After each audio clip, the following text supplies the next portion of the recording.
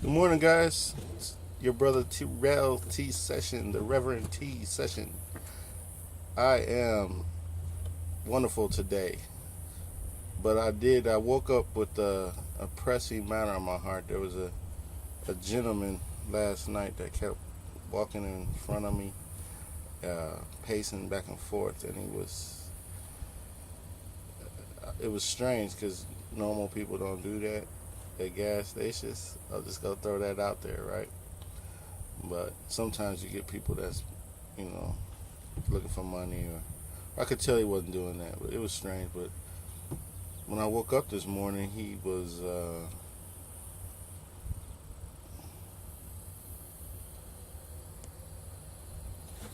having issues. Uh, I saw the ambulance at his truck, and they were carrying him off.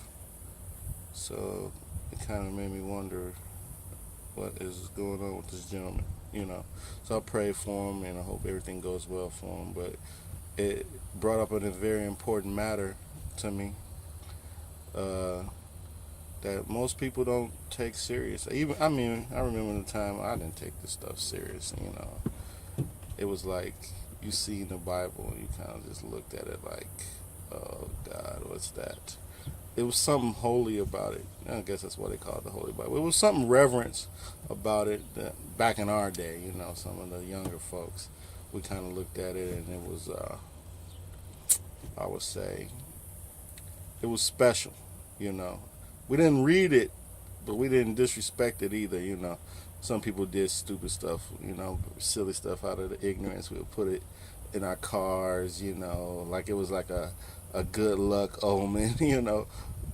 Put it in your house, put it on a table or a shelf with it opened, and like that was gonna do something for you. That was gonna keep the evil away. It's a good start though. I ain't knocking that, but it's a good start because at least you got that reverence for it. But or if somebody walked by holding one. Back in our day, the ministers, the street preachers, the Baptists, they gonna walk up to you on the street, boy. You cross the street because you see them coming. You be like, "Oh Lord, you ain't trying to have that conversation right now because they finna come and talk about God." It was just something about God, talking about God. It just is uncomfortable. It is depending where you're at. You might be on your way to do something crazy. Here come them dudes holding them Bibles. They gonna try to invite you back out to church. That's what in the hood. That's back in my day. That's what they used to do. Now they be the Mormons. They ain't the same people now. They ain't the same people. If they wear black and white, in a suit, you better question it. That really ain't the same Baptist guys I'm talking about now. Now they be riding them bikes. No, that ain't them. That's somebody else. But not to get off into that. But more importantly, it is a very important matter that does need to be addressed in your life. I don't care who you are, what color you are, what walk of life you in. You rich, you poor, you black, you white. Those are the extremes, and all in between. But you got to take time to weigh this matter. Either you're gonna say I don't care about it, or I don't.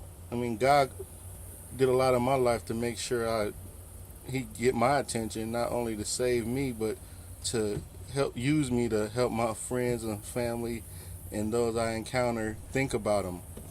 And that's what it is. Are we thinking about him?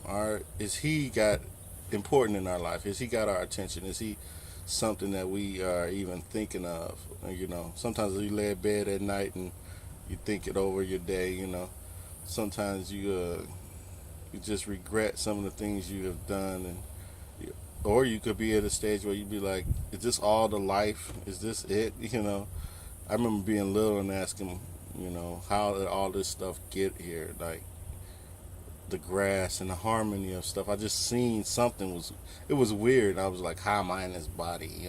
Asking myself like, what in the world? I hear myself, but I'm inside. I'm looking at my fingers moving, my hands. It was weird. Like it was like I'm not my body, but I'm in it. And how am I connected to it? So the Word of God has all those answers for you.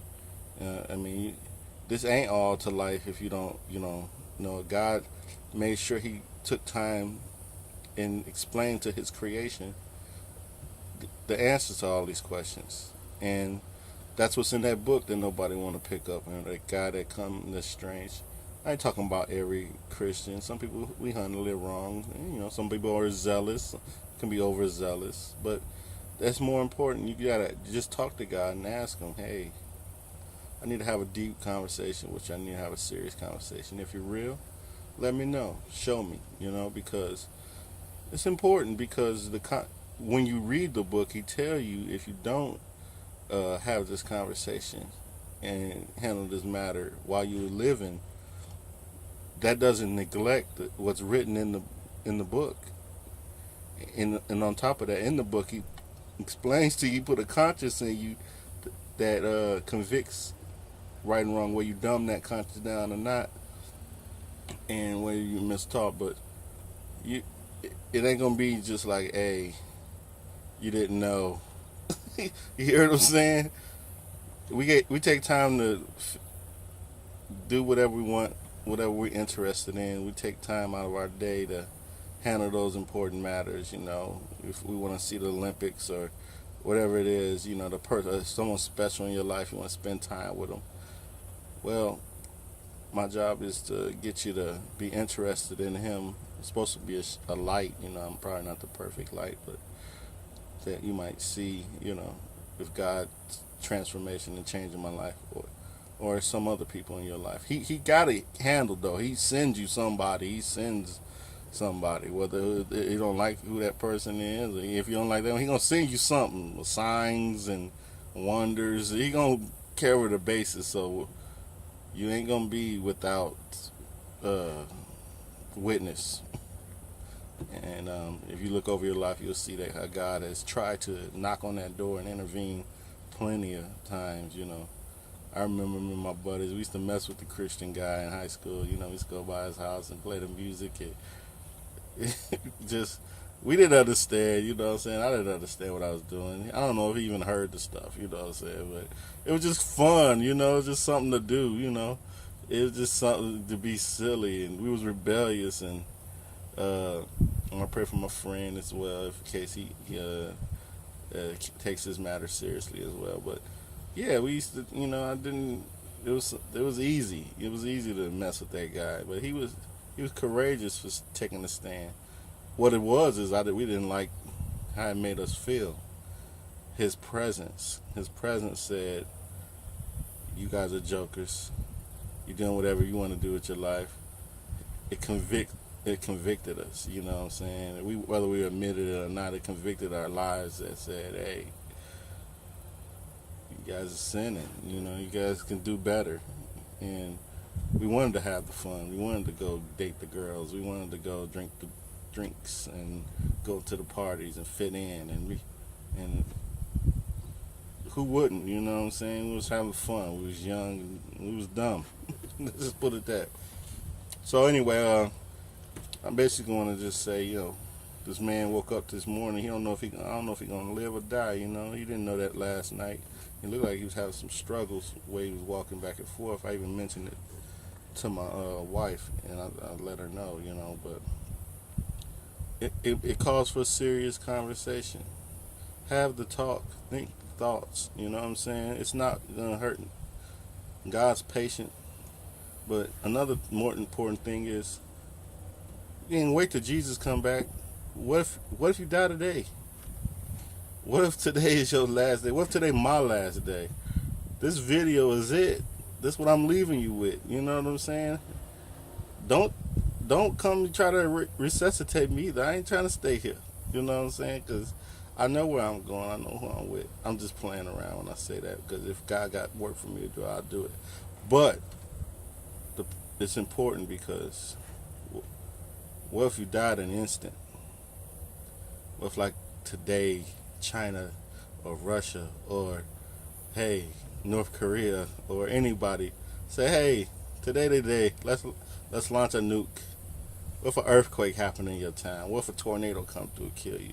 All the different ways you can die. What if you get bit by that little tiny bug that has in that reaction, and it's a freak accident at work? You're sitting in your cubicle and you have a heart attack or a stroke. Man, anything. the man, somebody come in there and shoot up by somebody else's will or your will or the act of nature. What if your time run out today? What evidence will you have to tell God, hey, I believed in your son? Now he said it. That's what he said. I'm the way, the truth, and the life. Nobody comes to the Father except by me. And he proved it. He ain't just say it, he proved it. It's so that, there's a lot of different faiths and belief systems out there that you got to wade through. But at least do the work. Would you just let any old body work on your car?